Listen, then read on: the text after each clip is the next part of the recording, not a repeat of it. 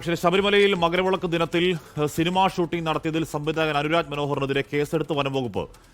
പത്തനംതിട്ട റാന്നി ഡിവിഷനാണ് കേസെടുത്തത്. വിവരങ്ങളുമായി ഷിജോ കുര്യൻ. ഷിജോ, പമ്പയിൽ ഷൂട്ടിംഗ് നടത്തി എന്നുള്ളതായിരുന്നില്ലേ സംവിധായകൻ പറഞ്ഞിരുന്നത്? പിന്നെ എന്തുകൊണ്ടാണ് വനംവകുപ്പിന്റെ കേസ്?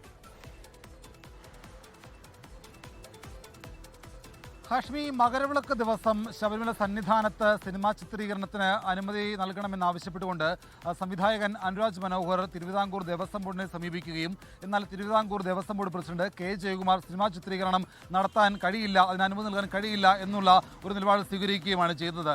അതിന് പിന്നാലെ പമ്പയിൽ സിനിമാ ചിത്രീകരണം നടത്തി എന്നുള്ള കാര്യങ്ങൾ സംവിധായകൻ അനുരാജ് മനോഹർ വിശദീകരിക്കുകയും ചെയ്തതാണ്. ഇപ്പോൾ ആ സംഭവത്തിലാണ് സംവിധായകൻ അനുരാജ് മനോഹറിനെതിരെ വനംവകുപ്പ് കേസെടുത്തിരിക്കുന്നത്. വനംവകുപ്പ് റാന്നി ഡിവിഷനിലാണ് കേസെടുത്തിരിക്കുന്നത്.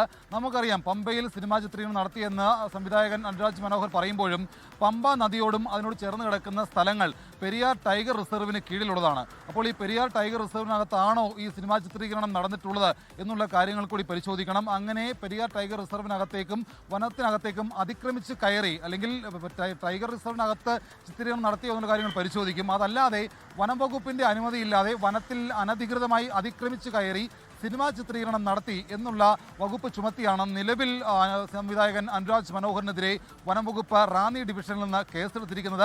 പമ്പയിൽ സിനിമാ ചിത്രീകരണം നടത്തി എന്നുള്ള കാര്യങ്ങൾ സംവിധായകൻ അനുരാജ് പറയുകയും ചെയ്തതാണ്. പക്ഷെ അതിനകത്താണ് ഒരു വിശദമായിട്ടുള്ള അന്വേഷണത്തിന് വേണ്ടി ഇപ്പോൾ വനം വകുപ്പ് കടന്നിരിക്കുന്നത്. വനത്തിൽ അതിക്രമിച്ച് കയറിയാണ് ഈ സിനിമാ ചിത്രീകരണം നടത്തിയത് എന്നുള്ള ഒരു വിലയിരുത്തലാണ് നിലവിൽ സംവിധായകനെതിരെ വനം വകുപ്പ് പറഞ്ഞത്.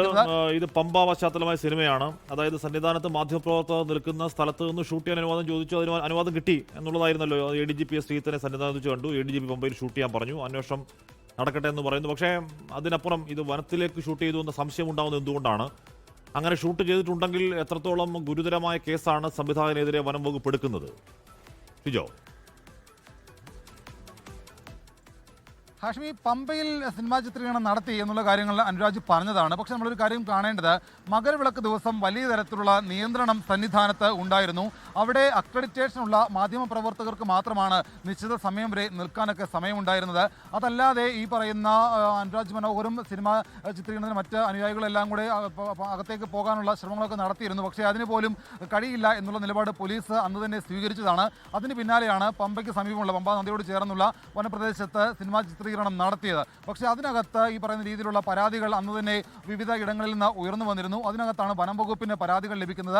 ആ പരാതിയുടെ അടിസ്ഥാനത്തിൽ വനം വകുപ്പ് കേസെടുത്തു എന്നുള്ള ഒരു വിവരമാണ് ഈ ഒരു ഘട്ടത്തിൽ ലഭിക്കുന്നത്. നിലവിൽ എന്തായാലും അതുമായി ബന്ധപ്പെട്ടുകൊണ്ട് കൂടുതൽ അന്വേഷണത്തിലേക്ക് വനം വകുപ്പ് കടക്കും. അതായത് ഈ സിനിമാ ചിത്രീകരണം ഏതൊക്കെ മേഖലകളിലേക്ക് പോയിട്ടുണ്ട്, പമ്പാ നദിയോട് ചേർന്നുള്ള പെരിയാർ ടൈഗർ റിസർവിനകത്തേക്ക് സിനിമാ ചിത്രീകരണം പോയിട്ടുണ്ട് എങ്കിൽ അത് സ്വാഭാവികമായിട്ടും വലിയ കുറ്റമാണത്. ഒരുപക്ഷെ ജാമ്യം പോലും കിട്ടാത്ത ഒഫൻസ് ആയിട്ട് തന്നെ അതിനെ കാണേണ്ടി വരും. കാരണം വനത്തിൽ അതിക്രമിച്ച് കയറുക, മൃഗങ്ങളുടെ ആവാസ വ്യവസ്ഥയെ തകർക്കുന്ന രീതിയിലേക്കുള്ള ഇടപെടലുകൾ നടത്തുക, അങ്ങനെയുള്ള വകുപ്പുകൾ ഒരുപക്ഷെ വനം വകുപ്പിന് വേണമെങ്കിൽ ചുമത്താം. അതിലേക്കൊക്കെ ഒരുപക്ഷെ അന്വേഷണം പോയതിനു ശേഷമായിരിക്കും കൂടുതൽ വകുപ്പുകൾ ചുമത്തിയുള്ള കാര്യങ്ങളിലേക്ക് വനം വകുപ്പ് കടക്കുക. നിലവിൽ എന്തായാലും വനത്തെ അതിക്രമിച്ച് കയറി സിനിമാ ചിത്രീകരണം നടത്തി എന്നുള്ള രീതിയിലേക്കാണ് വനം വകുപ്പ് കേസെടുത്തിരിക്കുന്നത്. ഹാഷ്മി, ലോകത്തെവിടെയായാലും ഏത് സമയത്തും 24 വാർത്തകളും ഓഗ്മെന്റഡ് റിയാലിറ്റി പാക്കേജുകളും എക്സ്പ്ലെയിനറുകളും വിശദമായി കാണാൻ ഞങ്ങളുടെ യൂട്യൂബ് ചാനൽ നിങ്ങൾക്ക് സബ്സ്ക്രൈബ് ചെയ്യാം.